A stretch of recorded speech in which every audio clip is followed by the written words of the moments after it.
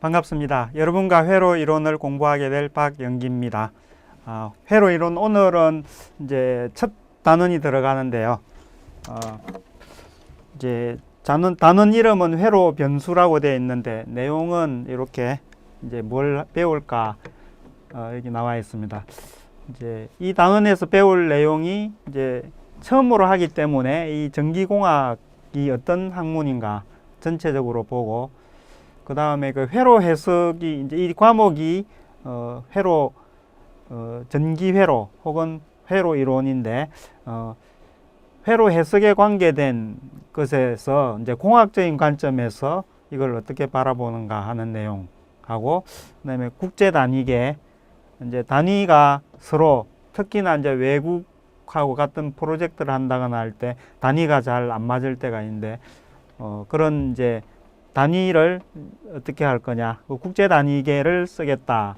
국제 단위계가 어떤 거냐 하는 것을 이제 소개했고, 이제 회로 해석을 하는 것이 이 전체 전기에 관련된 그 시스템에서 어떤 의미를 차지하는가.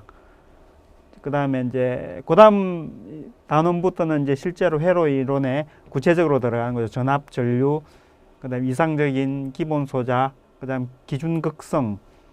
그다음 이제 전력과 이제 전류 및 전압이 전력과 에너지와 가지는 관계. 이제 전력하고 에너지가 이제 소개되고 그것이 전류하고 전압으로 어떤 관계를 가지는가 하는 내용이 나옵니다. 이게 이제 이 단원에서 배울 전체 내용인데 오늘 할 내용은 이제 회로 해석의 의미까지 전기공학 개관부터 회로 해석의 의미까지 알아보도록 하겠습니다. 이제 전기공학은 이제 전기 시스템을 다루는데 지금 우리 문명이 거의 이제 전기 에너지로서 전기를 많이 쓰고 있죠. 그래서 이제 여러 가지 이제 활동들이나 기계들이나 이런 것들이 다 이 전기하고 관련이 많습니다. 그래서 전기가 이제 뭐 하는 거냐 하는 것을 크게 보면 이렇게 이제 통신 시스템, 컴퓨터 시스템, 제어 시스템, 전력 시스템, 신호 처리 시스템 이런 분야로 되어 있어서 이제 우리 문명을 이제 혜택을 주고 있다 라고 볼 수 있습니다. 하나씩 보면은 통신 시스템은 이제 여기서 중요한 게 정보를 발생, 전송, 분배하는 시스템입니다. 그래서 통신 시스템이 만약에 있는데 이 정보가 제대로 전달이 안 됐다. 그럼 이 통신 시스템은 페일이죠. 잘못된 거예요. 그래서 뭐 예를 들면 우리가 많이 쓰는 통신 시스템 중에 이제 뭐 전화기가 있는데 전화기로 아버지라고 했는데 받는 쪽에서는 어머니라고 들린다. 그러면 이제 그 통신 시스템은 안 된 거죠. 페일입니다. 그래서 통신 시스템이 이제 어떻게 되는가 예를 하나 들어보면 전화인데요. 전화 수화기를 들고 그러면 이제 전화기와 여기 스위칭 센터라는 게 그 옛날 같으면 그 아주 옛날에는 이게 다 꽂았었는데 그 이 전화의 코드에 맞추어서 연결을 시켜주는 겁니다. 그래서 이제 스위칭 센터인데 지금은 다 전자교환기죠. 교환국이라고 할 수 있는데 그래서 수동식도 있고 이제 자동식도 있고 한데 지금은 다 자동식이죠. 이렇게 해서 가면은 실제로는 이제 여러 여기 가입자들이 많죠. 그것들을 이제 코드를 이렇게 해가지고 이 선로를 통해서 그 여러 가입자가 있지만 이 선로에 여러 가입자의 신호를 한꺼번에 보낼 수 있도록 코드화되죠. 그렇게 해서 이제 마이크로웨이브 스테이션은 이제 무선 송신국이죠. 이렇게 이제 가서 여기서 그 안테나로 전파를 통해서 이제 쏘죠. 그럼 이제 통신 위성이 이제 이쪽은 송신 쪽이고 보내면 수신 안테나가 받아서 이제 이 과정을 거꾸로 하는 거죠. 그래서 여기 그 전파를 받아서 전기 신호로 바꾸고 요것이 다시 이제 그 암호화됐던 것을 다시 풀어 가지고 원하는 번호에 이렇게 연결을 시켜주죠. 이런 식으로 해서 이제 통신 시스템이 구성이 된다. 컴퓨터 시스템은 이제 우리가 아주 많이 접하는 건데, 뭐 간단하게는 문서 처리하는 것도 있고, 그다음에 수학 계산하는 것도 있고, 또 요즘에는 이제 동영상도 처리를 하고 음성도 처리를 하고 많이 하죠. 이제 그런 것들이 컴퓨터 시스템으로 하는데, 이것도 다 전기를 기반으로 하는 거죠. 제어 시스템은 이제 어떤 것을 조절을 하는데 전기 신호를 이용해서 조절을 하는 겁니다. 뭐 쉽게 말하면 여기서 이제 제어실에서 이렇게 뭔가를 바꾸면은 엘리베이터가 가다가 선다든지, 또는 밸브가 열리고 닫히고 한다든지, 그런 것들이 다 제어 시스템이죠. 이제 아주 발달한 제어 시스템 같은 경우는 이제 자동 조종 장치, 이제 비행기의 자동 조종 장치, 이렇게 맞춰 놓으면 비행기가 자동 항법 장치라고 하죠. 비행기에서는 비행기에서는 자동 항법 장치라고 그러고, 일반적으로 조종을 해야 되는 것 넓은 범위에서는 자동 조종 장치. 요즘에는 이제 자동차도 자동 조종하는 이런 장치들이 이제 개발이 되고 있죠. 일부 성공을 하고요. 그리고 뭐 계기 착륙 시스템, 이제 비행기가 착륙을 할 때 큰 비행기 같으면 이 비행기 높이가 거의 뭐 6층 건물 정도 됩니다.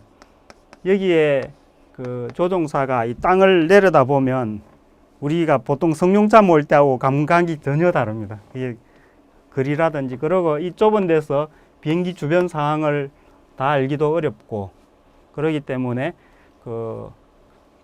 이런 제어 시스템의 도움을 받아서 착륙을 하죠. 매번 조종사가 직접 하는 것은 위험 부담도 크고 하기 때문에, 그래서 이런 제어 시스템이 이제 전기를 기반으로 해가지고 우리 문명을 이루고 있다. 전력 시스템은 쉽게 이제 전기 에너지를 발생시키고 분배하는 거죠. 그래서 이제 뭐 우리 가정에 전기로 뭔가를 하는 것들은 다 전력 시스템의 도움을 받고 있죠. 그 다음에 이제 신호 처리 시스템, 시그널 프로세싱인데, 이것들은 우리가 이제 정보를 우리가 적절한 형태로 변환하는 겁니다. 예를 들면 눈으로 좀 보고 싶다. 근데 이게 이제 CT 단층 촬영한 건데, 단층 촬영한 그 데이터는 우리가 직접 바로 볼 수가 있는 건 아니죠. 그것을 이제 이미지 프로세싱을 해가지고 우리가 볼 수 있는 이런 이미지로 바꾸어 주는 거죠. 또 필요에 따라서 이제 중요한 부분, 어떤 부분에 뭔가가 발현이 되는 것을 자세히 알고 싶다. 그럴 경우에는 그쪽에 이제 처리 옵션을 걸어 가지고 이렇게 더 이제 드러나게 한다든지, 그렇게 할 수 있는 거죠. 만약에 이제 여기에 무슨 이상이나 무슨 활동이 일어나고 있을 때 이렇게 보는 것보다 이렇게 표시하면 더 쉽겠죠. 보기가. 이런 것들. 또 뭐 대표적인 게 또 전자현미경 같은 경우, 전자현미경으로 찍은 그런 데이터들을 우리가 이제 이게 눈으로 볼 수 있도록 이미지 처리하는 이런 것들이 다 이제 신호 처리 시스템에 들어갑니다. 네, 지금까지 했던 것들이 이제 사실은 독립적으로 따로따로 하는 것은 거의 없고 다 연관을 가지고 하고 있습니다. 뭐 대표적인 걸 이제 예로 여기 비행기 같은 경우가 비행기가 나와 있는데, 비행기 조종관을 이렇게 움직이면 비행기 날개에 여기 이제 날개도 복잡한 게 많죠. 여기 플랩이 있고, 여기 뭐 스포일러도 있고, 꼬리 날개 쪽에는 이제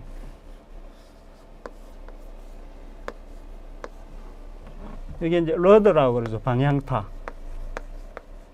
이쪽에는 또 승강타, 엘리베이터가 있고, 그래서 이제 조종관하고 여기 받는 거하고 이걸 이제 이용해서 이렇게 조정을 하면 비행기 여기 스포일러는 이제 조종관하고는 직접 관계 없고요. 여기 또 하나 빠졌네. 중요한 거. 이 비행기의 이쪽 이 축을 따라서 이렇게 도는 것을 조절하는 거. 이게 플랩보다 더, 플랩도 여기 조종관으로 직접 하는 건 아니고, 에일러론이라고 그러는데,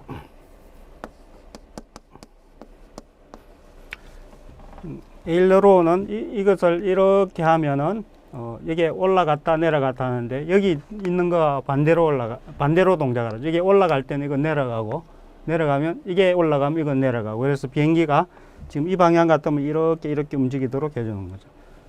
그 다음에 조종관을 밀고 당기고 하는 것은 이 엘리베이터를 움직여서 비행기 기수가 들렸다 내려갔다 하는 것을 해주고요. 그 다음에 이 조종관을 왼쪽 오른쪽으로 움직이면 러더가 움직여서 비행기의 선의 방향을 이렇게 바꿔주는 그런 것들을 하죠. 이런 것들은 아까 소개한 이제 제어 쪽이죠. 전기 제어 쪽이고, 근데 매번 이렇게 이제 조종사가 매번 이렇게 하는 것은 피곤하고 위험한 거죠. 그래서 이제 눈에는 안 보이지만 비행기에는 이렇게 컴퓨터가 있죠.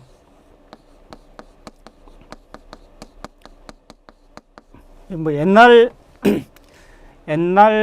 아주 간단한 비행기는 조종관하고 여기 있는 거하고 그냥 쇠 케이블로 연결해 가지고 바로 직접 사람의 힘으로 움직이거나 했지만, 지금은 아니죠. 이렇게 큰 비행기는 그럴 수가 없고, 여기서 나온 신호들은 다 컴퓨터를 통해 가지고 이렇게 움직이게 되죠. 그리고 이제 비행하는 상황, 그가 비행기가 어느 위치에 있고 어느 방향을 가고 있고 지형이 주변의 지형 지물이 어떻고 하는 것들은 여기 이제 디스플레이 창이 있는 건데, 이쪽으로 또 이것은 이미지 프로세싱을 해서 보여주겠습니다. 그 다음에 이제 여기 비행기에 뭐 여기 조명이라든지 또 비행기에 필요한 전기도 여기 생산을 하죠. 비행기 자체 엔진의 동력을 이용해서 그렇게 해서 그거는 이제 전력 시스템이 되겠습니다. 그리고 또 여기 비행기에는 또 이렇게 여기 안테나 같은 게 있고, 다른 주로 이제 거기 공항하고 관제센터하고 이제 많이 통화를 하죠. 이렇게 통신 시스템도 갖추고 있어서 항상 이제 그 상황을 알려주고 또 이야기를 듣고 그렇게 통신 시스템도 갖추고 있고, 그래서 이 공학 분야들 사이에서는 다들 이런 상호작용으로 일어나는 게 대부분입니다. 그래서 특히 이제 비행기 같은 경우는 이게 아주 종합적으로 많이 연관이 되어 있죠. 그래서 여기서 보여드린 것은 이제 전기라는 분야가 이제 조금 전에 말씀드린 여러 가지 시스템으로 되어 있는데, 그 시스템들은 다 연관성을 가지고 이루어지고 있다 하는 것을 알 수 있습니다. 자, 전기 시스템을 이야기했는데, 여기서는 좀 더 또 넓은 요구라고 해야 되나요? 그런 것들 하고 있는데, 전기공학 분야 말고 다른 분야에 대한 지식도 갖고 있어야 한다. 전기공학자들이. 왜냐하면 어떤 문제를 풀 때 전기하고 관련된 문제라고 하더라도 그 문제를 풀기 위해서는 전기 분야 외의 지식이 필요할 때가 많습니다. 그래서 다른 분야 지식도 갖고 있어야 되고 항상 배우려는 자세가 있어야 된다 하는 거죠. 뭐 간단히 전봇대 하나만 생각하더라도 전기 시스템에 전력을 전달하기 위해서는 이 전력선을 이렇게 연결을 해야 되죠. 그래서 여기 케이블에 뭐 비저항이 어떠고, 그리고 뭐 두께가 어떻고, 단위 면적당 흘러가는 전류가 어때서 뭐 전류 밀도가 어쩌고 하는 것들은, 그런 것들은 다 이제 전기공학 분야죠. 그러긴 하겠지만 이 케이블을 어떻게 설치해서 안전하게 이렇게 지지하겠느냐. 이것은 전기공학의 또 영역이 아니죠. 이거는 뭐 건축이나 토목 그런 쪽의 또 일이죠. 그래서 뭐 이런 거 한 가지만 보더라도 한 분야만의 기술로 가지고는 안 된다는 겁니다. 그래서 이제 훌륭한 전기공학자가 되려고 그러면 자기 분야도 잘 해야 되지만 다른 분야에 대한 지식도 많이 가지고 있어야 된다. 이 아랫부분은 제가 좀 특히 이제 강조하는 제가 공감을 많이 하는 내용인데요. 공학은 뭘 하는 거냐 하면 공학의 역할을 아주 잘 표현했습니다. 동작되게 하는 거다. 그러니까 이제 그 학자들은 새로운 걸 탐구해서 그 성질을 밝혀내고 하는 걸 그런 일을 하지만 공학자들은 그 밝혀낸 것을 실생활에 쓸 수 있고 동작이 될 수 있도록 하는 게 공학자의 역할입니다. 그렇게 하다 보면 조금 전에 그 전기 케이블 깔 때도 전봇대 세우려 하면 그 전기 분야 외의 다른 분야의 기술이 필요한 것처럼 어떠한 기술이든 이제 이 목적, 공학자의 뭐 임무라고 해야 되겠죠. 뭔가를 동작되게 하기 위해서는 다른 기술도 습득하고 사용을 해야 된다. 그런 이제 마음가짐이 있어야 된다 하는 것입니다. 자, 지금까지 뭐 전기 분야에 대해서 이제 전기가 어떤 시스템으로 되어 있고 전기공학자들은 어떤 마음을 가지고 있어야 되고 하는 것들을 이제 이야기했는데 이제 전기에서 다루는 전체 중에서 이제 우리가 배우는 이 회로 이론의 위치를 한번 알아보도록 하겠습니다. 전기공학에 조금 전에 말씀드린 여러 시스템 중에서 공통으로 가지고 있는 게 무엇인가?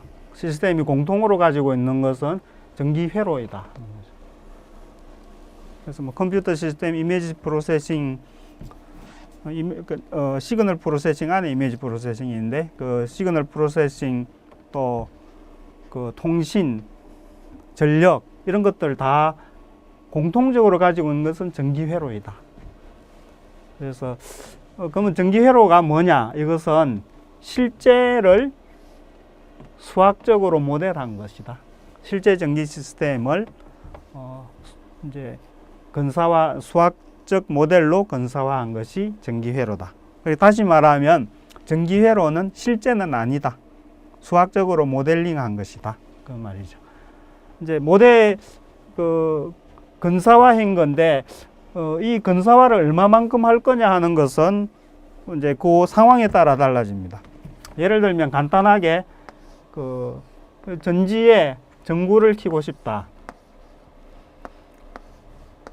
이때 이제 뭐 이렇게 하고 싶은데 이제 회로로 그리면 이것도 이제 전지로 이렇게 하고 뭐 이것도 저항이 이제 열이 많이 나도록 하는 저항이다. 이렇게 이제 할 수 있는데 이 정도는 이렇게 간단한 회로로도 할 수 있겠죠. 그런데 뭐 또 이렇게 건사화해서 충분하면 되겠는데 여기 전류가 아주 많이 흐른다. 여기 대전류가 흐른다.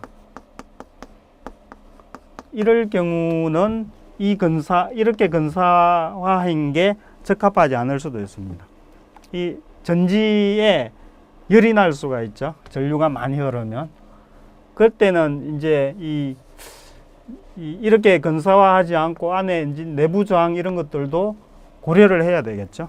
여기 전류가 막 많이 흐르면 여기에 이제 전력이 이런 이제 전력이 발생할 거니까 이게 견딜 수 있느냐 뭐 그런 걸 고려를 해야 되겠죠. 그래서 건사화하는 것은 그 상황에 맞추어서 될 수 있으면 그 실제를 잘 표현하면서 에러가 적은 게 좋겠죠. 또 그러면서 간단한 것. 그게 아주 잘 건사화한 겁니다. 그래서 실제만큼 얼마나 정확하게 하느냐 하고 어떻게 단순하게 하느냐 하고 이게 두 개가 항상 이제 어떻게 보면 이렇게 타협을 해야 되는 건데 그것도 이제 이것을 어떻게 이걸 뭐 저울로 이렇게 잰다고 그러면 어느 쪽을 들어줄 거냐 이것은 이제 이 상황이나 목표 이런 것에 의해서 이걸 더 강조할 거냐 이걸 더 강조할 거냐가 정해집니다.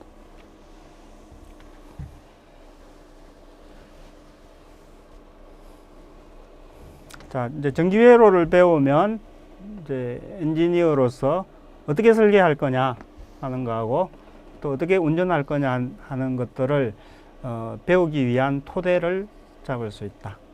뭐 여기 지금 이제 우리 이 강의에서 배우는 전기회로를 배웠다고 해서 뭐 어떤 현업에 가서 바로 이렇게 그 능수능란하게 이렇게 적용을 한다거나 그러지는 못합니다. 거기 가면 또 거기에 맞는 것들을 또 배워야겠죠. 배워야 되는데 그렇게 배울 수 있는 토대를 갖고 있다는 거예요. 이야기를 하고 거기서 교육을 하면 어떤 말이 다 알아듣고 이제 습득을 해서 적용할 수 있는 수준이 될 수 있다는 거죠. 그래서 그 정도 되기 위해서 이런 회로 이론을 미리 익혀둬야 된다 하는 겁니다.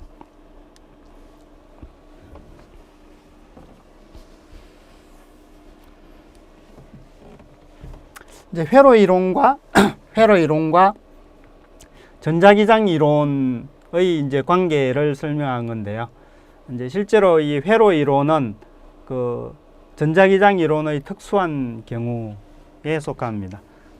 그런데 이제 이렇게 되는 거죠. 만약에 집합의 관계로 본다면 전자기학에서 다루는 집합이 이만큼이라고 그러면 회로 이론에서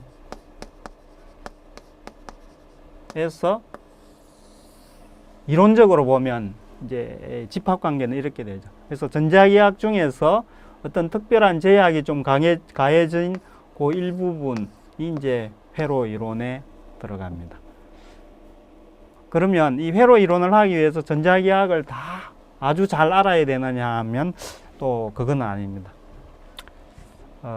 이제 여기 몇 가지 제약을 가한 것을 잘 이용을 하면 여기 이 부분을 내가 좀 모른다 하더라도 바로 여기서 회로 이론을 할 수 있다는 내용입니다. 그렇지만 너무 모르면 안 되고 여기 그 물리학 개론에서 다루는 전기 및 자기 파트가 있죠. 하나의 챕터를 이루고 있죠. 그래서 물리학 개론에 나오는 전기 및 자기 그 정도는 알고 있어야 한다. 그 정도는 알고 있어야 하고 전자기학의 아주 세세한 것까지는 모르더라도 회로 이론을 시작을 할 수 있다 하는 내용입니다.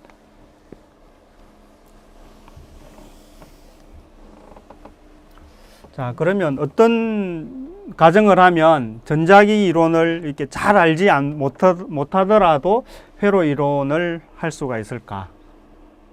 그 세 가지를 한번 보겠습니다. 첫 번째는 그 전기 효과들은 하나의 시스템 전체에서 순간적으로 발생한다. 이게 무슨 말인고 하면 우리는 집에서 우리는 이렇게 생각하죠. 집에 스위치, 이제 여기 집에 천정에 이렇게 방 스위치가 이렇게 등이 이렇게 있는데 여기 벽에 스위치가 이렇게 있을 때 스위치를 탁 키면 불이 바로 켜져서 순식간에 여기 회로가 열렸다 닫혔다 한다는 걸 알 수 있습니다. 이런 경우 순식간에 여기 뭐 다른 전기기구가 있다 하더라도 스위치를 넣으면 순식간에 같이 다 이렇게 반응을 한다. 이런 것들이 이런 과정이 일어나면 회로 이론을 쓸 수가 있다는 겁니다. 굳이 전자기학을 들이대지 않아도 된다는 겁니다. 그래서 이런 시스템을 집중 정수 시스템이라고 부르는데 뭐 오늘 하루만 이 말 나오고 다음부터는 아마 안 나올 겁니다. 왜냐하면 이 가정하에서 모든 일이 일어나기 때문에. 그래서 앞으로 다룰 것은 다 이 집중 정수 시스템이 될 겁니다. 자, 그러면 이러지 않은 경우는 뭐가 있을까? 있으니까 이걸 강조하겠죠. 자, 그 10분의 1 규칙,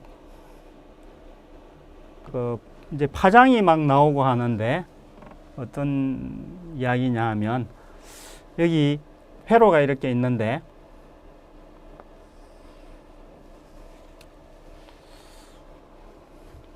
여기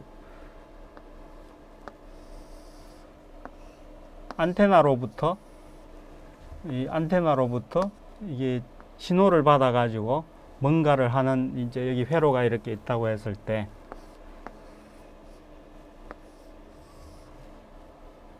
여기 어떤 순간에 전압이 여기가 이런, 예를 들면 1V의 전압을 가졌는데 이 회로가 이제 이렇게 막 안에 복잡하게 되어 있어요. 근데 이게 여기에 저항이 있거나 그러지 않고 그냥 이렇게 선으로 연결되어 있는데, 여기에 예를 들면 이제 저항이 하나가 이렇게 있다. 이런 회로인데, 그러면 여기가 1V면 1V인데 이게 좀 이렇게 한참 가다 보니까 여기가 이 점이 한 0.5V가 되고 여기가 0V가 되고, 여기 딱 여기서 재 보니까 마이너스 0.5 한 2V가 되더라. 이럴 경우는 이 집중 정수 시스템이 아니라는 겁니다. 여기에 뭐 아이디얼하다고 가정하면 저항이 없는 도선이 있는데 위치마다 전압이 이렇게 다르게 나온다. 이 말은 이제 여기 파장이 이렇게 이런 식으로 이제 외부에서 온 신호의 이 파장이면 이제 여기서 여기까지죠. 이 파장에 비해서 이 회로가 좀 크다는 겁니다. 그래서 이 파장에 비해서 회로가 크기 때문에 저항이 그냥 도선으로 되어 있는 이곳에도 위치마다 전압이 다르게 나온다는 거죠. 이런 경우가 이제 있겠죠. 주파수가 높은 그 신호를 다루게 되면. 그래서 이럴 때 이제 10분의 1 규칙이라는 건데, 이제 이 길이가 이 파장의 한 10분의 1, 이게 여기까지가 오니까 한 요 10분의 1 정도, 파장의 10분의 1 정도 돼서 여기 전압이나 여기 전압이나 거의 같다고 간주할 수 있으면 이 전기회로를 이용해야 된다. 그러니까 집중 정수 시스템이라고 가정을 하고 전기회로, 전자기학을 쓰지 않고 그냥 전기회로 이론을 이용해 할 수가 있다는 겁니다. 자, 그렇지 않은 것을 한번 알아보면 그런 것을 또 알기가 쉽겠죠. 제가 이제 예를 좀 들어봤는데, 그 전기철책이라는 게 여기 이제 이런 어떤 이런 범위를 여기 전압을 걸어줘 가지고 뭐 간단하게 생각해 직류라고 생각을 해보죠. 걸어 가지고 이게 전류를 흘리고 있는데, 이게 선이 어딘가 끊어지면 당연히 전류가 안 흐르겠죠. 그런데 끊어진 위치까지도 알 수가 있다 이거죠. 어떻게 알 수 있냐? 직접 가가지고 확인하는 게, 이게 예를 들어서 한 50km 정도 된다. 요 거리가 이렇게. 그러면 직접 가서 찾거나 여러 사람이 가서 확인을 해야 되겠는데, 그러지 않고 여기에 어떤 펄스 같은 거를 탁 넣으면 이렇게 펄스가 가서 되돌아오는 요 시간으로 이제 계산을 해서 이 위치에서 얼마만큼 떨어진 곳에서 끊어졌다 알 수가 있다는 거죠. 이런 경우는 이제 여기 집중 정수 시스템이 안 되는 거죠. 이 안에서 어떤 팔을 가해주면은 이게 파동으로 생각을 해서 반사돼서 오는 거죠. 이런 것은 이 회로가 이 파장에 비해서 크다는 거죠. 이런 것들은 회로 이론을 적용을 하면 안 된다는 겁니다. 그리고 이제 또 한 가지 생각할 수 아주 큰 기판을 가진 PC. 요즘 PC의 주파수가 이제 거의 뭐 기가헤르츠 단위죠. 기가헤르츠 단위면 예를 들어서 1기가헤르츠다 하면 이게 10에 기가면 킬로가 10에 3, 메가가 10에 6. 아니죠. 킬로가 10에 3, 메가 6. 기가가 이 정도 되죠. 그러면 이제 뭐 그냥 이 안에 그 기판 안에서 이 신호의 속도가 간단히 그냥 그 강속이다고 생각을 하면 이게 이 정도 되겠죠. 그래서 파장을 구해 보면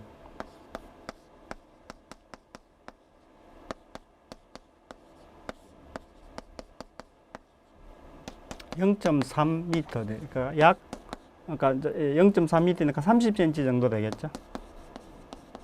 그러니까 이 정도 주파수에 이제 요거는 조금 제가 간단히 한 건데 광속만큼은 안 움직이지만 거의 이런 센티미터 단위, 몇십 센티미터 단위로 이렇게 파장이 일어난다는 거죠. 그래서 컴퓨터 기판에서 이 신호가 주파수가 높아서 이렇게 파장이 수십 센티미터 정도가 되는데 기판을 이렇게 크게 만들어 버리면 여기는 1이라고 나오는데 여기 가서는 같은 이게 도선 안에서 여기는 1이 나오고 여기는 0이 나오고 하는 문제가 생깁니다. 만약에 이렇게 됐다 하면 이것도 회로 이론을 쓸 수가 없습니다. 전자기학을 이제 적용을 해서 풀 수가 있죠. 그래서 회로 이론을 적용하려고 하면 PC 기판을 이 수십 센티미터가 안 되도록 작게 만들어야만 된다. 이런 주파수에서 사용하려면. 예.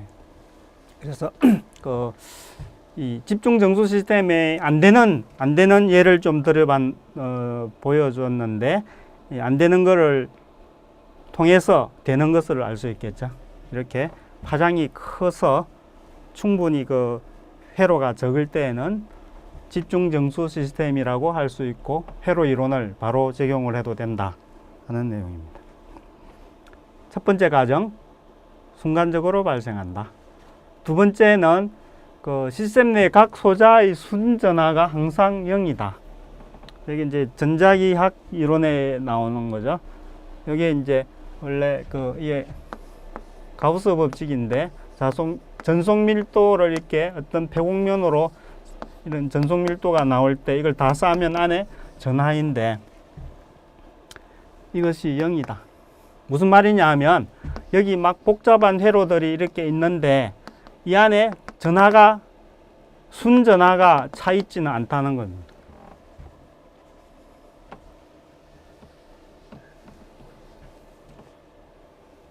그래서 이런 기판에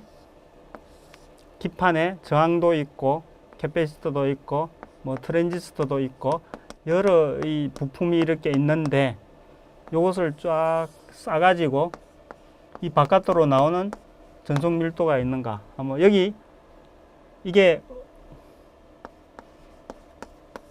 싼 게 없다 는 말은 여기 플러스로도 마이너스로도 대전이 되어 있지 않다 하는 겁니다. 이 가정이 필요합니다. 그러니까 그냥 이 회로가 정기적으로 중성이다. 그렇게 됐을 때 회로 이론을 바로 적용할 수 있다는 겁니다. 그러지 않으면 복잡한 문제가 생기는데 여기 어떤 전하가 이렇게 차 있다가 얘가 이렇게 빠져나가면은 시간에 따라 전하가 빠져나가면 이게 전류가 되거든요. 그래서 회로 이론에서 우리가 따지는 전류가 아닌 다른 전류가 막 발생을 해버려요. 그래서 이런 게 없어야 된다. 그럼 한 가지 의문이 생길 수 있는데 캐패시터는 이게 전하를 모아두는 부품인데 그러면 이 전하가 발생하는 거 아니냐 그렇게 생각할 수 있는데, 이거는 이렇게 생각하면 됩니다. 캐패시터가 이렇게 있고 여기 뭐 이제 저항을 통해서 전원이 이렇게 되어 있다. 물론 여기에 전하가 차죠. 이렇게 여기 이렇게 되겠죠. 그런데 여기서 말하는 게 시스템 내의 각 소자의 순전하를 말하는 거죠. 각 소자의 순전하. 이 캐패시터의 순전하는, 이 캐패시터라는 소자는 범위가 이만큼이죠. 플러스 마이너스, 플러스 Q면 마이너스 Q죠. 순전하는 넷 차지는 이거 0이죠. 플러스만큼 마이너스가 있으니까 다 둘러싸보면 0이죠. 이렇게 된다는 겁니다. 그래서 여기를 둘러싸도, 여기를 둘러싸도, 시스템 전체를 둘러싸도 전하는 0이다. 이 가정이, 두 번째 가정이 이제 되면은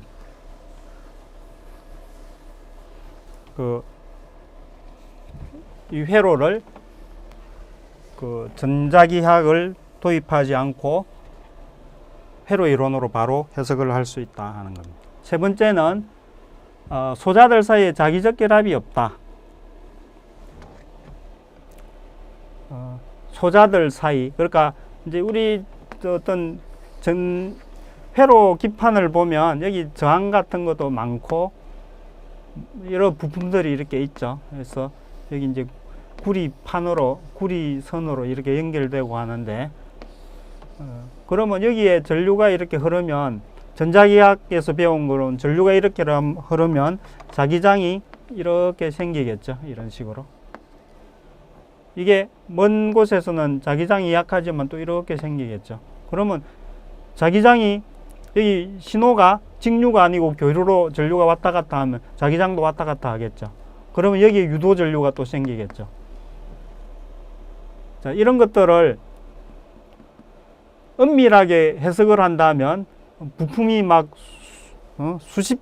부품이 한 수십 가지 되는 이 회로 기판에 이것들을 전자기학을 도입해서 다 푼다면 너무도 힘든 일이 될 겁니다. 그래서 세 번째 가정은 이 부품들 사이에 자기적 결합은 없는 것으로 한다. 실제로 이제 크게 작용을 하지 않고요. 그래서 하나의 소자 내부에서는 일어날 수 있다. 예를 들면 이제 대표적인 게 트랜스포머인데요. 트랜스포머는 이렇게 코어가 있으면 이게 일부러 자기 결합을 이용한 거죠. 이거는 이렇게 해서 여기 이제 전류가 흐르면 여기 자기장이 회로 기호는 이러는데 좀 더 이해하기 쉽도록 그리면 이렇게 그리는 게 낫죠. 여기 이제 코어가 이렇게 있고 이렇게, 그래서 여기 자기장이 생기는 게 여기에 유도가 되죠.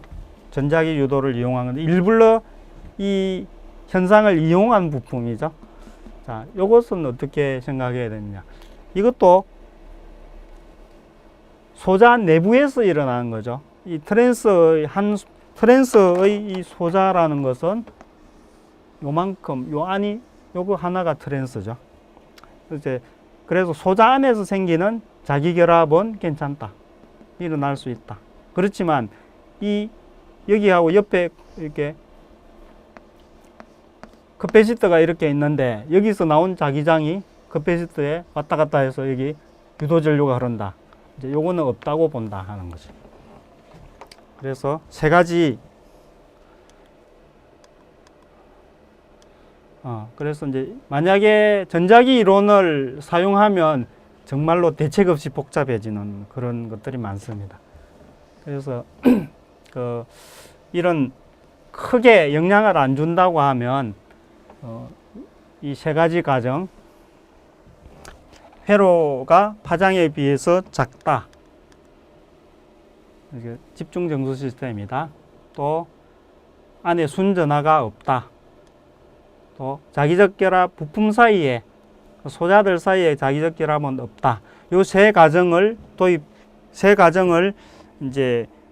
세 가정을 동시에 만족한다고 하면은 전자기 회로를 그 전자기 이론을 적용하지 않고 바로 회로 이론을 적용할 수 있다는 겁니다.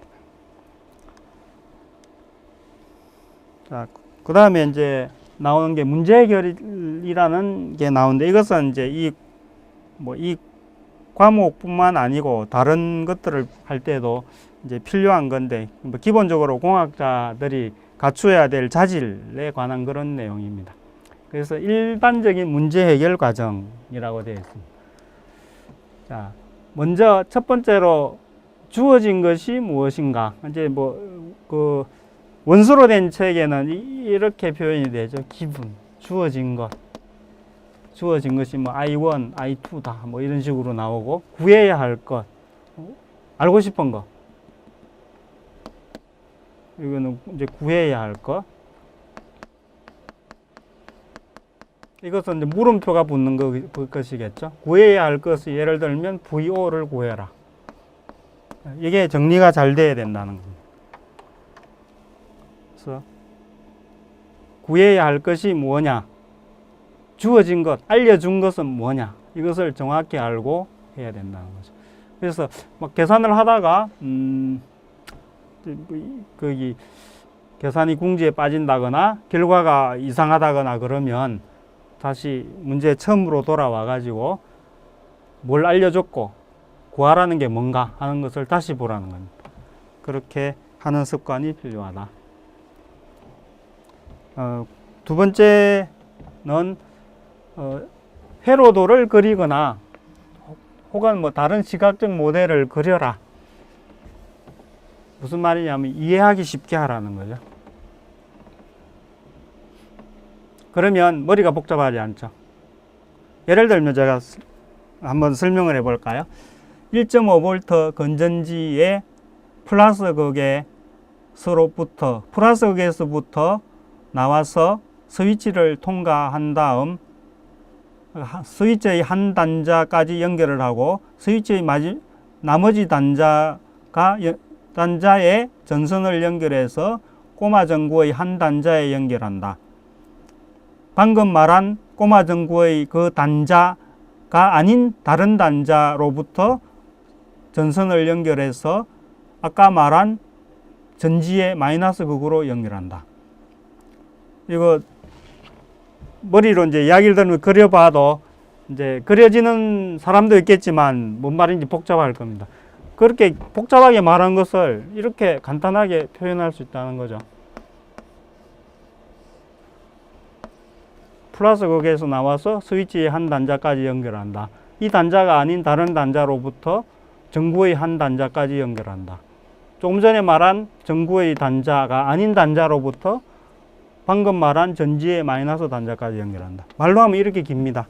그것을 회로로 그리면 간단하죠. 이것은 이제 시각화라고 그러죠. 비주얼라이제이션. 또 단순화도 일종의 시각화가 일종의 이제 단순화에 들어가죠. 이렇게 문제가 이렇게 말로 막 나와 있는 것들을 그림을 그리거나 표를 만들거나 회로도를 그리거나 그렇게 해서 간단하게 하면 쉽다는 거죠. 그 다음에 해법이 이제 회로 이론을 하다 보면 문제를 풀 때 이제 방법이 몇 가지가 될 수가 있습니다. 그래서 어떤 여러 가지 방법들이 있는데 그 중에서 이제 한 가지를 좀 생각을 하라. 이렇게 검토를 한 다음에 이 방법이 낫겠다 하면 그렇게 그 방법을 결정을 하고 방법이 결정되면 빨리 풀기 시작해야겠죠. 또 저도 이제 그런 경험이 많은데 이렇게 이걸 어떻게 풀까 하다가 몇 가지 생각을 해서 이렇게 풀면 좋겠다. 그러면 그 방법대로 빨리 풀어 나가야 되죠. 그 풀다가 아까 그게 더 좋았을 것 같은데 그런 생각이 들면 괜히 이제 계산이 하기 싫어지고 막 그렇죠. 그래서 처음에 생각할 때 어떤 방법을 할까 생각을 한 다음에 그게 정해지면 빨리 풀어 나가면 되겠습니다. 그 다음에 이제 해답을 계산할 때 주어진 방법을 다 활용을 하라. 편한 대로 효율적으로. 그래서 종이와 펜도 괜찮고 계산기를 사용해도 좋고 컴퓨터를 이용하는 방법도 있을 수 있는데 효율 어떤 게 제일 빠르게 풀 수 있는가, 또 선호도 나는 손으로 계산하는 게 빨라, 계산기 누르는 것보다, 그런 사람은 손으로 빨리 계산하는 게 좋겠죠. 또 뭐 계산이 여러 개 반복될 때 열심히 근면성질하게 계산기로 막 하는 사람이 있는가 하면 컴퓨터로 프로그램을 짜서 컴퓨터 그냥 돌려버리면 처음에 이제 프로그램 할 때는 좀 시간이 들어가지만 이제 순식간에 결과가 나오게 할 수도 있죠. 그래서 이제 이 부분은 제가 이제 계산기 설명할 때 좀 이야기를 했는데 그때 효율성을 많이 이제 이야기했습니다. 예를 들면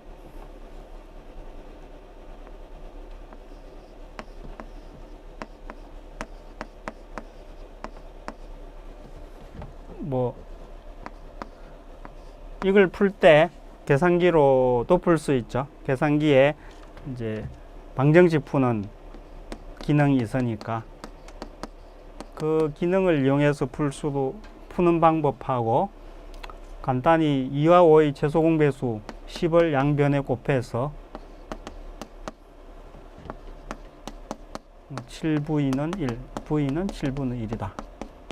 그러니까 이게 좋은 사람은 손으로 하는 걸 좋은 사람은 손으로 계산을 하고 그 공학용 계산기로 방정식을 넣어서 풀기를 좋아하는 사람은 이렇게 하라는 거죠. 그래서 이것은 효율하고 선호도에 관련된 거다. 어쨌든 답이 안 틀리고 빨리 할 수 있는 방법을 찾아라 하는 거죠. 그 다음에 이제 창의력을 사용하라. 해답이 틀렸다는 의심이 들면, 또 계산은 계속 하는데도 이거 답이 안 나온다. 그럴 때 가장 중요한 거는 중지입니다. 중지. 아니다 싶을 때는 스탑해야 됩니다. 중지를 하고 이제 살펴봐야 되죠. 여기 이제 몇 가지 뒤에 이렇게 얘가 나오는데, 이제 스탑이라는 게 이제 요게 들어가는 때도 있고 안 들어가는 때도 있는데, 이제 저는 들어가는 때가 아니고 들어가는 이제 설명이 있고 안 들어가는 설명이 있는데, 저는 들어가는 것을 취했습니다. 뭐 이제 요거 가장 설명하기 좋은 게 뭐 조난을 당했다거나 그랬을 때 이제 그런 것들로 설명을 하면 좀 쉬운데요. 뭐 어디 이제 조난을 당했다, 길을 잃어버렸다, 어떻게 할 건가. 맨 처음에는 인식, 내가 조난을 당했다 하는 것을 먼저 인정하는 거, 인식하는 게 중요합니다. 뭐 보통 그러면 어떻게 막 이제 그렇게 되잖아요. 어떻게 하는 것보다 내가 조난을 당했구나. 그 다음에 이제 생각을 하는 거죠. 내가 어떻게 원하는 것이 무엇인가? 내가 어떻게 해야 되지? 어떻게 해야 되지? 그것은 말로 보면 거기에 방법이 들어가는 것 같지만 실제로 목표를 말하는 겁니다. 목표. 내가 원하는 게 뭔가. 의미는 내가 원하는 게 뭔가 하지만 어떻게 해야 되지? 그렇게 하면 지금 조난을 당했으니까, 그리고 여기 이 지역이 이제 이 지역을 탈출을 해야겠다. 그런 목표를 정할 수가 있죠. 그러고 나서 이제 주변을 살펴봐야죠. 여기가 뭐 예를 들어서 깊은 계곡이다. 깊은 계곡을 빠져나갈 방법이 없는가? 뭐 나무 조각이라든지 뭐 이렇게 떠내려온 끈이라든지 뭐 페트병이라든지 뭐 여러 가지, 그러니까 나한테 도움이 될 만한 도구나 방법을 이제 찾아가지고 이제 계획을 세운다. 다행히 거기에 막 페트병이 엄청 많이 쌓여 있다. 그러면 이제 나무하고 페트병하고 이렇게 얽어가지고 그 나무 뗏목이 아니고 페트병 뗏목을 만들 수가 있겠죠. 그렇게 해서 강을 따라가다가 깊은 계곡이 아니고 이제 뭐 지금은 계곡이 아주 깊은데 이렇게 이제 나중에 강을 따라가다가 보면 이렇게 모래톱도 있고 뭐 바위도 있고 모래톱도 있고 있는 이 정도까지만 가면은 내가 이제 육지로 올라가서 걸어서 가겠다. 이렇게 이제 계획을 세울 수가 있겠죠. 그리고 이제 실행을 한다. 이런 문제 해결 방법에 관한 것들은 많은 기법들이 있는데 그 이제 기법이 다양하지만 기본적인 것들은 다 이것과 유사할 겁니다. 그러니까 어떤 상황이다? 어떻게 내가 원하는 게 뭔가? 그럼 주변에 도움을 받을 게 없는가? 계획을 이제 어떻게 해서 빠져나갈 건가? 그리고 이제 실행을 하고 이런 것들. 그리고 이제 이거는 뭐 이제 공학이나 뭐 어떤 뭐 여행을 가거나 했을 때 조난을 당하거나 그랬을 때도 그렇지만 우리 뭐 이게 회로 이론에서 이 말을 해도 될지도 모르겠지만 우리 인생살이도 좀 그렇죠. 뭔 일을 하다가 자꾸 꼬이고 안 되고 하면 열심히만 하려고 하지 말고 좀 멈추어서 이게 어떻게 된 건가 좀 살펴보는 게 필요하다는 겁니다. 그 다음 이제 해답을 테스트를 해봐라. 아까 공학에서 강조됐던 게 이게 동작을 하는가 하는 거였죠. 이론적으로 아무리 좋아도 동작이 안 되면은 공학에서는 페일입니다. 동작이 제대로 돼야 된다. 그래서 테스트를 해봐야 되고, 우선 이제 해답부터 봐야겠죠. 해답의 크기가 타당한 값인가, 물리적으로 실현 가능한가. 이제 그게 괜찮다 싶으면,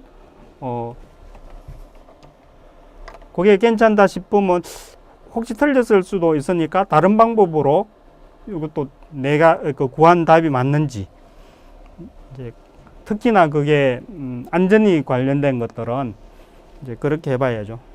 제 말고 다른 사람이 또 한 것도 하고도 비교를 해봐야 되고, 그래서 이제 나온 것이 타당한가를 살펴보는 게 중요하다.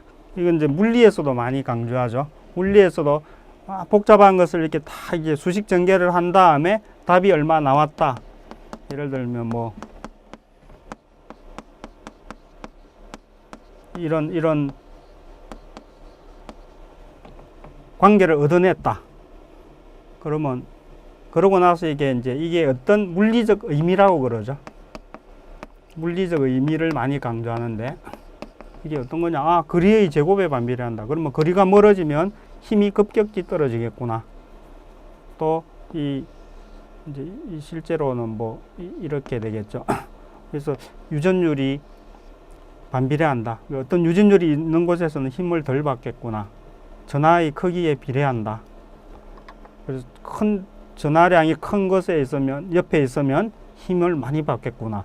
이런 것들을 이제 보면 검토를 해보면 이 공학적으로 실제로 동작하는 공학의 목적을 이제 달성할 수 있다고 볼 수 있습니다. 뭐 지금까지 한 것은 이제 그 전기라는 것이 어떤 시스템으로 되어 있다. 그 중에서 이제 회로 이론은 어떤 위치를 차지하고 있다. 모든 시스템에 다 적용된다고 그랬죠. 그리고 이제 공학자로서 이제 문제를 풀 때 그 어떤 마음가짐을 가져야 되고, 문제가 제대로 해결이 안 되고 할 때는 어떻게 해결해야 되는가. 이제 일반적인 그 방법 같은 걸 설명해 줬습니다. 이번 이제 지금 이야기할 거 국제 단위계인데요. 단위계가 안 맞아가지고 문제가 생길 때도 많습니다. 특히 이제 그 나라가 다를 때 같은 일을 하거나 그럴 때, 그래서 뭐 킬로그램을 쓰는데 어떤 곳은 파운드를 쓴다거나 뭐 그렇게 하면, 또 킬로미터를 하는데 한쪽에서는 마일을 쓴다거나 그러면 좀 복잡해지죠. 그래서 이제 이 과정에서는 다 이제 국제 표준 단위를 쓸 겁니다. 국제 표준 단위라고 하는데 SI 유닛이라고 그러죠. 그것을 쓸 건데 기본적으로 7개입니다. 길이는 미터, 질량은 킬로그램, 시간은 초, 세컨드, 그 다음에 전류는 암페어, 서모다이나믹 템프, 그러니까 이제 연력학적 온도인데 켈빈 온도. 여기는 이제 우리가 쓸 거는 회로 이론에서 쓸 거는 이제 거의 이제 이것들이죠. 온도는 별로 쓸 게 없고, 그 다음에 어떤 물질의 양은 몰인데 이건 또 이것도 거의 안 쓸 거고, 빛의 세기 칸델라. 그래서 이제 표준 단위 중에서 그 7가지 중에서 회로 이론에서 쓸 거는 요거 길이, 초, 전류의 단위 암페어, 요게 이제 쓰입니다. 요것만 가지고는 회로 이론을 다루기에는 부족하죠. 그래서 요거 말고 이제 이것들을 이용한 유도 단위가 있습니다. 유도 단위계. 그래서 주파수 헤르츠인데 이제 초분의 1이죠. 요거 쓰일 거고, 힘 뉴턴, 이제 킬로그램 미터 퍼 세컨드 제곱이죠. 요거는 글쎄요. 회로 이론에서는 거의 안 쓰이죠. 그 다음에 에너지나 일, 줄, 요것은 쓰이죠. 전기도 에너지가 있죠. 그리고 웍이라는 게 이제 우리나라 인율로 이렇게 표현이 되는데, 전기에서는 이게 전력이죠. 인류라고 전력하고 같다. 그래서 이거 쓰일 거고, 제가 잘못했습니다. 인율, 파워가 인율이죠. 인율이고, 이게 이제 전력이다. 요것은 에너지 1. 그렇게 되죠. 그래서 이제 에너지는 전기 에너지를 구할 때가 있습니다. 그래서 요거 쓰일 거고, 인율은 전력이니까 쓰이고, 전하량은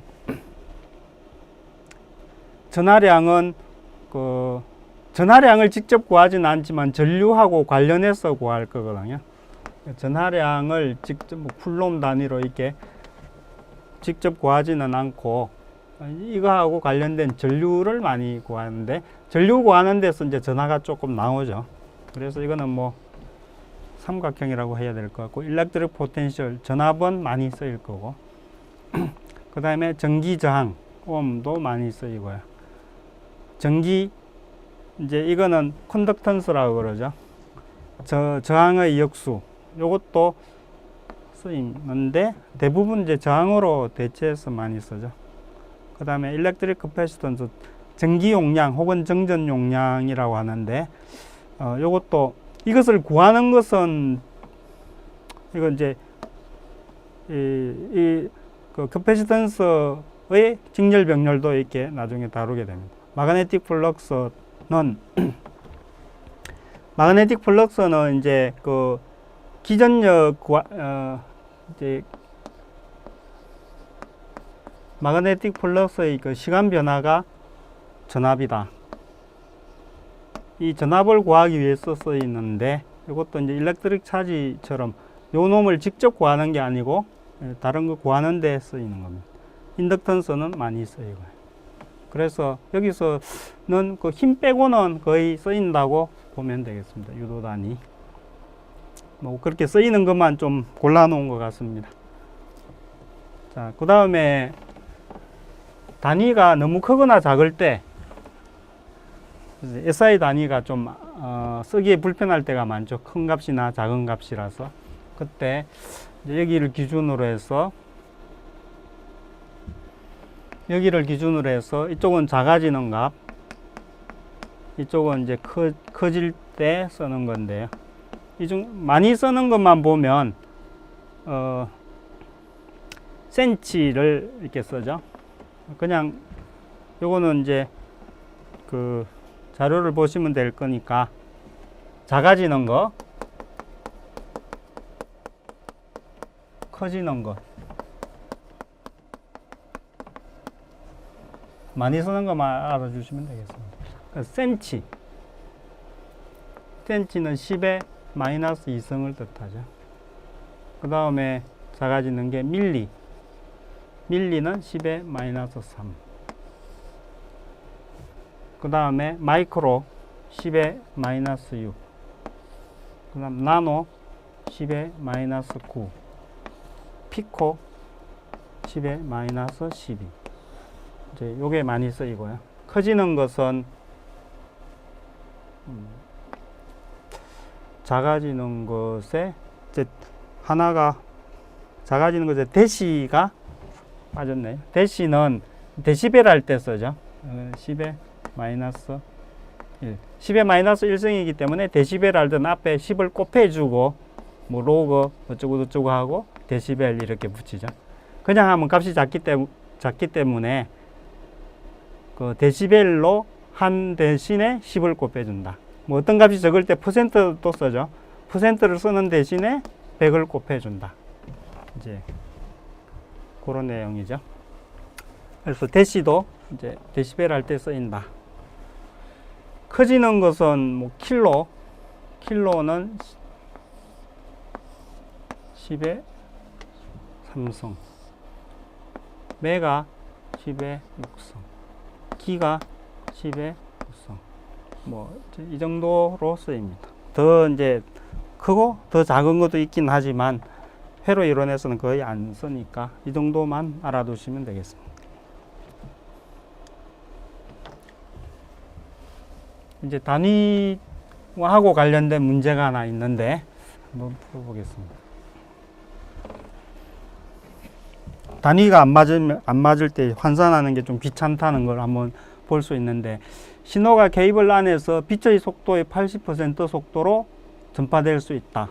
그러면 정리를 하면 지금 여기서의 속도가 80%니까 0.8c, c가 이제 빛의 속도죠.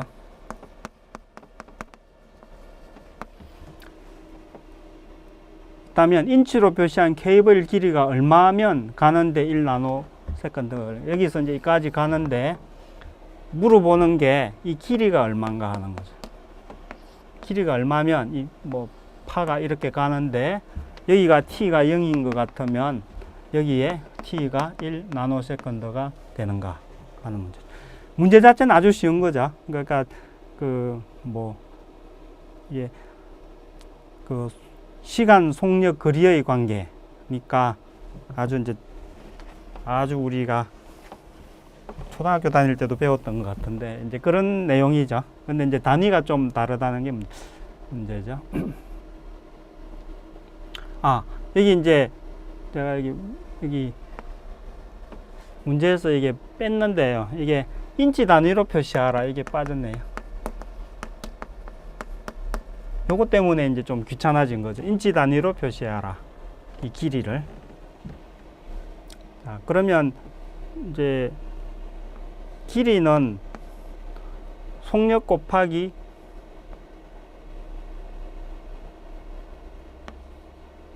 시간을 하면 길이가 되겠죠. 속력이 0.8c인데 c가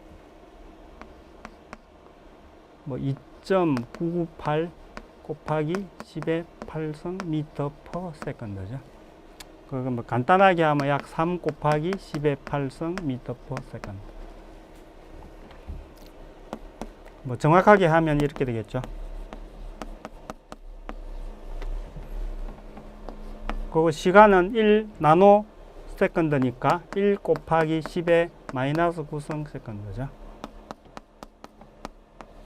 자, 이렇게 하면 지금 집어넣어 준 값이 다 SI 표준 단위로 집어넣어 줬죠. 그러면 길이도 미터로 나오겠죠. 이렇게 해서 계산을 하면 0.240 미터가 나옵니다. 근데 문제는 이걸 인치로 고치라고 그랬죠. 그러면 이제 고치려면 이렇게 하면 되죠. 미터와 인치, 이 관계를 이제 알아야겠죠. 미터하고 인치는 좀 알기가 어려운데 1인치가 보통 이제 표준 이게 환산표를 보면 2.54cm다 이런 것들은 많이 나와 있습니다. 그러면 이제 요 관계를 이용하면 구할 수 있겠죠. 미터를 일단 센티미터로 고치고 1미터가 100cm다 이렇게 고치고 또 2.5 그러면 이제 이렇게 없어지죠. 2.54cm는 1인치다. 그래서 센티미터 없애고 이렇게 계산하면 되겠죠. 단위 환산에 이렇게 하는 기법은 대학 화학책에 보면 잘 나와 있습니다. 화학이 이렇게 단위가 환산하는 게 굉장히 많이 나오거든요. 그래서 이런 식으로 많이 합니다. 그래서 이렇게 계산을 해보면 9.45인치 이렇게 구할 수가 있습니다.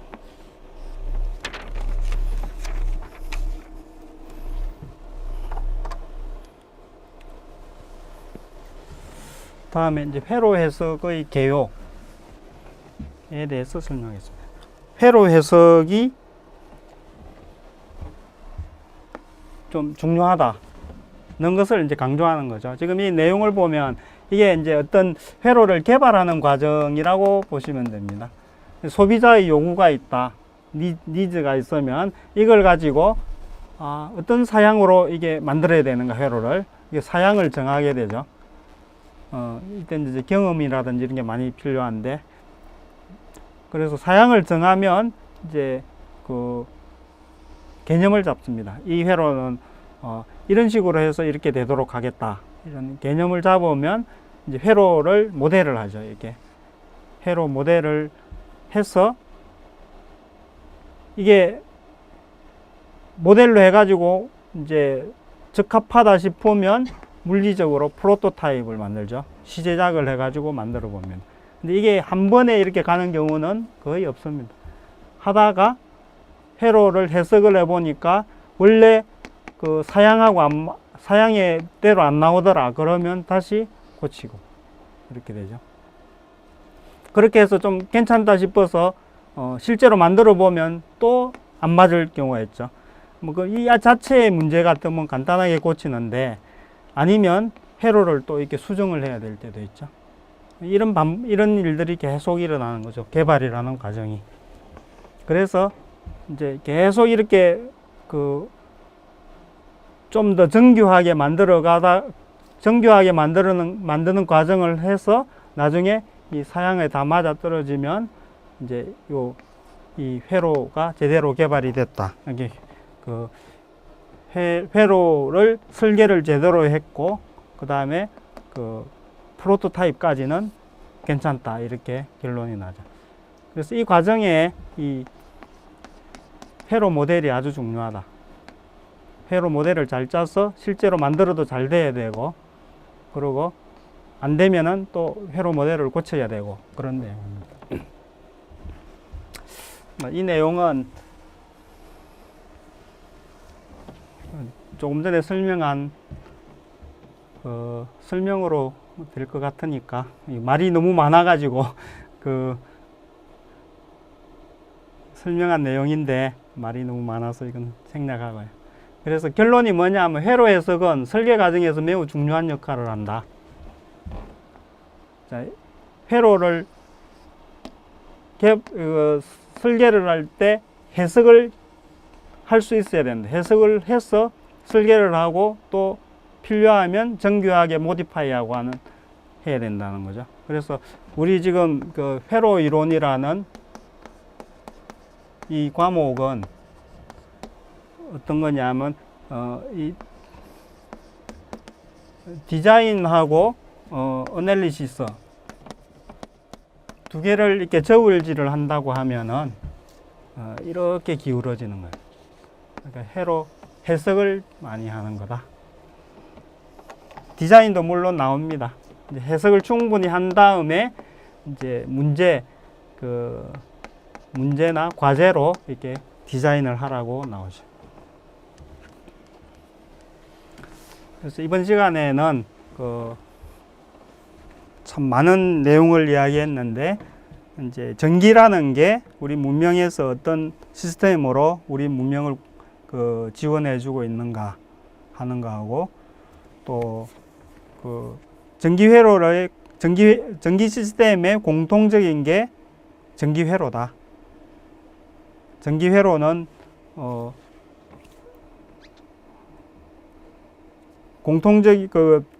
전기 분야의 시스템 공통적이면서 또 우리가 배우는 내용은 아직은 회로의 해석 쪽이다. 그 다음에 또 나머지들은 공학자가 갖추어야 될 요건 그런 것들도 이야기를 했고요. 공학자는 실제로 동작하는 것을 동작에서 구현을 할 수 있어야 된다. 그러기 위해서는 다른 분야도 공부를 해야 된다. 그런 이제 내용이었습니다. 이제 회로 이론에 들어가기 전에 좀 이제 아주 광범위하게 좀 본 건데요. 이제 아마 다음 시간부터는 이제 회로 이론의 본 내용으로 들어가도록 하겠습니다. 수고하셨습니다.